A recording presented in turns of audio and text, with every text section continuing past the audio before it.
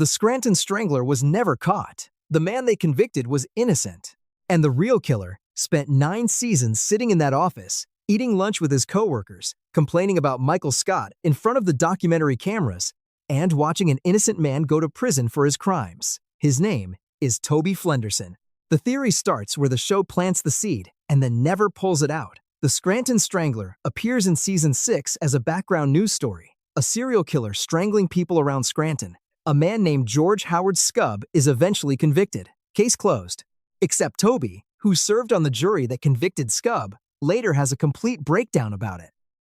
He becomes obsessed with Scubb's innocence. He campaigns to get the conviction overturned. He goes to visit Scubb in prison personally, and Scubb tries to strangle him with his bare hands during the visit. The show plays this as a dark joke. But the theory maps out what it actually means. The jury that convicted Scubb had 12 members. 11 of them went home and moved on. Only one of them became consumed by the case. Only one of them needed to believe the convicted man was innocent badly enough to visit him in prison. That's not civic guilt. That's something else. That's a man who knows the wrong person is sitting in that cell. The Strangler killings began when Toby returned from Costa Rica. They stopped correlating with new crimes after Toby's life stabilized, and NBC's own official YouTube channel released a 10-minute Making a Murderer parody that frames Toby specifically, pulling archival footage, including the moment Michael Scott tells Toby, "You're the silent killer." And Toby responds with 2 words, "You'll see."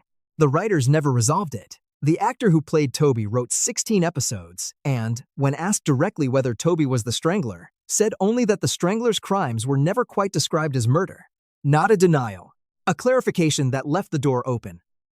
The HR representative, the man with no power and no voice, the one person in the building Michael Scott treated like a disease, may have had an outlet that nobody saw coming. And an innocent man is in prison because Toby made sure the evidence pointed somewhere else. Creed Bratton is not Creed Bratton. He killed the real Creed Bratton, stole his identity, and has been living under a dead man's name for decades. His real name is William Charles Schneider. This isn't pure speculation. Creed says it himself. In a talking head interview, completely unprompted, he states that the real Creed Bratton stole from him and that he dealt with it. The phrase he uses is specific. Not "we had a falling out," not "we lost touch." He dealt with it. And then he took Creed's name, Creed's social security number, and apparently Creed's entire paper trail, and folded himself into a life that wasn't his. The Halloween episode exists as direct evidence. Creed walks into the office covered in what appears to be blood. Actual blood. He isn't in costume. He hasn't dressed up. He just walks in looking like he came from somewhere nobody should have been, shrugs it off as good timing for a party, and moves on with his day. No explanation, no concern. The way a man behaves when he has seen worse and knows nothing in this building is going to match it. There's more. When Michael announces that a nearby murder has occurred and that a slaying happened recently close to the office, Creed immediately and urgently remembers he has somewhere else to be. When the police show up to search for marijuana in the parking lot, Creed's talking head advice to himself is, just keep talking until the cops leave. He was hitchhiking from a remote road in the middle of nowhere in the work bus episode. And in the series finale, there are wanted posters visible in the background of Creed's final scenes. Not as a joke the show explains, just there, in the background. As if the show knew exactly who this man was and decided to tell you at the very last second. The Manson family theory builds on top of the identity theft. Creed's timeline maps onto the Manson family's active years in California. His references to communes, his casual relationship with violence, his complete detachment from normal social consequences, all of it tracks with someone who was embedded in something catastrophic in the late 1960s and quietly walked away before the arrests. He showed up at Dunder Mifflin as a middle-aged paper salesman with someone else's name. And for 9 seasons, he sat in the background of a documentary and said exactly enough to let you know the truth without ever saying it plainly. Michael Scott is not stupid. He is a genius who built a performance so complete that even the people who worked for him for years never saw through it. The evidence starts with the branch numbers. Scranton is consistently the most profitable branch of Dunder Mifflin across the entire series. Not despite Michael, under Michael. Dunder Mifflin, as a corporation, is staffed with competent, formally educated managers running branches that quietly underperform compared to a branch run by a man who quotes movie lines during sales pitches and throws office parties for invented holidays. The client episode shows Michael closing a deal that no one else could close, using techniques that are so unconventional they shouldn't work. They work. The client signs. Nobody asks why. The theory says Michael understood exactly one thing with extraordinary precision: people, not business, not strategy. Not management theory, people. He knew, with an accuracy no formal education could produce, exactly how to make someone feel seen, and that specific skill, applied relentlessly to clients, to his staff, to everyone around him, is what kept the branch alive when the rest of the company was collapsing. The buffoonery is the armor. The cringe, the inappropriate jokes, the performative obliviousness, it keeps everyone around him comfortable and underestimating him. Nobody threatens the clown. Nobody competes with the embarrassment. And when Michael Scott needed to actually perform, when the numbers mattered, when someone needed to be retained or convinced or saved, he delivered, every time.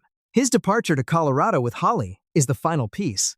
Michael leaves when he has what he wanted. Not when the branch stops needing him, not when the job gets too hard, when the personal payoff is complete. A man without emotional intelligence doesn't make that calculation. A man without awareness doesn't walk away at the precise moment his personal life is worth more than his professional identity. Michael Scott knew exactly what he was doing. The entire time, Jim Halpert is not a good person. He is the most subtly cruel character in the entire show, and the documentary format accidentally exposed him completely. This theory lands differently for people who grew up loving Jim, which is precisely why it works. Jim Halpert spends 9 seasons being framed as the audience's surrogate. He's the normal one, the relatable one, the guy the camera agrees with. But the camera is also the thing that catches what everyone else misses. Jim's pranks on Dwight are not playful. They are sustained, targeted, psychological warfare conducted against a man who genuinely cannot tell the difference between fiction and reality. Dwight was raised without television or film. He has a specific gap in his ability to distinguish fantasy from fact. Jim knows this. Jim exploits it deliberately and repeatedly across 9 years. The fake vampire incident, the fake CIA recruitment, the fake Benjamin Franklin, all of them are designed to probe and manipulate a specific cognitive vulnerability in a specific person. That's not pranking. That's something colder. Then there's Pam. Jim falls in love with Pam while she is engaged. He confesses. She rejects him. He leaves. Then he comes back in a relationship with Karen, and the emotional pressure he places on Pam from that point forward, the lingering looks, the loaded silences, the careful maintenance of just enough tension to keep her uncertain, is textbook manipulation.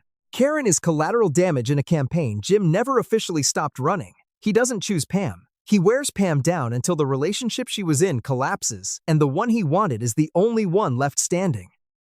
And then, in the later seasons, when Pam is the one who sacrificed her art school opportunity to come back to him, when Pam is the one keeping the household running, while Jim secretly funnels money and time into a new business without telling her, when Pam finds out her husband has been lying to her by omission for months, the show still frames Jim as sympathetic, still frames it as a rough patch, because the camera has always been on Jim's side. The theory says the documentary saw everything. It just chose not to call it what it was. The entire office staff behaved the way they did because the building was slowly poisoning them with radon. And the documentary crew may have known and said nothing. This one sounds absurd until you run the timeline, and then it becomes the most logical explanation the show never gave you. Radon is a colorless, odorless radioactive gas that seeps from the ground and accumulates in enclosed spaces. Long-term exposure causes cognitive changes, behavioral shifts, increased impulsivity, and mood instability. The Scranton office building is old. The ventilation system is visibly inadequate.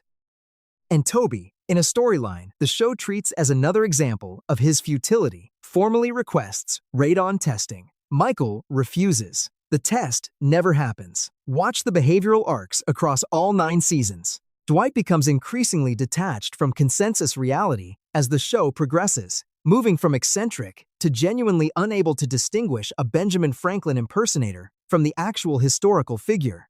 Andy's emotional regulation deteriorates so catastrophically by the later seasons that it reads like clinical instability rather than character development. Kevin's cognitive decline is tracked with disturbing consistency. Angela's rigidity calcifies into something that stops functioning as a personality. The extended version of this theory implicates the documentary crew directly. A film crew documenting a mundane paper company has no film without extraordinary content. Ordinary people in an ordinary office produce nothing worth broadcasting, but people in an environment with compromised cognitive function, impaired judgment, and escalating behavioral extremes produce 9 seasons of television. The theory asks whether the crew was aware of the radon and made an editorial decision not to report it, not because they were malicious, because without the radon, there was no show. Michael leaving Scranton and immediately becoming more stable, more grounded, more emotionally coherent in his Colorado life isn't character growth, it's detox. The documentary was never a documentary. It was a corporate investigation, and everything that aired was evidence collected to dismantle Dunder Mifflin from the inside. The show operates on a premise everyone accepts without interrogating. A documentary crew decides to film a mid-sized paper company in Scranton, Pennsylvania, for years and years. No inciting incident, no stated reason, no explained access agreement. The cameras just appear, and everyone lets them in. The theory asks why. Why would a documentary crew embed in a paper company? What is the stated public interest? What network greenlit years of footage about an industry that was already dying? The answer the theory proposes is that there was no documentary. The cameras were placed there by corporate, by a regulatory body, or by a competing interest to gather evidence of the financial irregularities, the HR violations, the insider trading conversations Kevin references, and the general operational chaos that should have triggered an investigation years before the company collapsed. The finales reveal that the footage became a television show is the cover story. Real documentary footage of a real workplace investigation gets repackaged as entertainment. The subjects think they're famous. They are actually exposed. Every talking head, every confession, every moment of unguarded honesty delivered straight to camera was delivered to whoever commissioned the footage. And the moment Dunder Mifflin's corporate structure collapsed, the footage was released commercially because the investigation was complete. There was nothing left to protect. The people in that office spent 9 years talking directly into a camera they trusted, telling it everything. They never asked who was watching. Kevin Malone was never stupid. He was the most sophisticated financial criminal in the building, running a long con so perfectly that the people he worked with for a decade never once suspected him.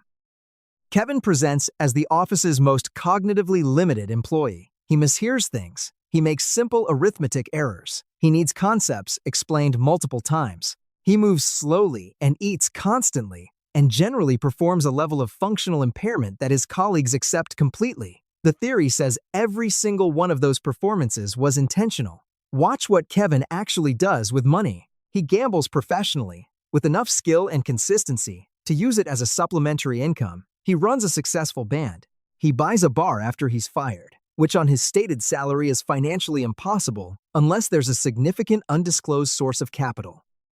And in the episode where Martin explains insider trading, Kevin's response is telling. He says the thing Martin went to prison for sounds exactly like what he does at work every day. He says it casually. Then the scene moves on. The theory says Kevin spent years embezzling from Dunder Mifflin at a level and with a sophistication that required him to be perceived as too dim to be capable of it. His stupidity was the alibi. The more reliably harmless he seemed, the less anyone examined his work. Dwight fires him in the finale for cooking the books. But Dwight frames it as incompetence rather than fraud, because exposing Kevin as a deliberate criminal requires admitting he was fooled by the man he considered the office's weakest link. Kevin Malone walked out of Dunder Mifflin fired, owned a bar, and never faced a single legal consequence. The actual fool in that story is everyone who sat across from him for 9 years and decided he wasn't worth watching. The Office was not a comedy about work. It was a 9-season document of what happens to people when they have no exit and no alternative, and they build a life inside the walls of a place that was never meant to hold one. Every character in that building stayed too long. Michael should have been removed by HR in Season 1. Dwight should have been flagged as a liability before the 2nd episode. Toby should have transferred. Jim should have taken the job in New York. Pam should have gone to art school and not come back. None of them left, not because the jobs were good, because the people were all they had. The parking lot, the break room, the annex, the conference room with the terrible chairs. None of it was a workplace. It was a community built by people who couldn't build one anywhere else. Michael Scott, who everyone laughed at and nobody loved enough, found the closest thing to a family he ever had in a paper company that was losing money before he got there.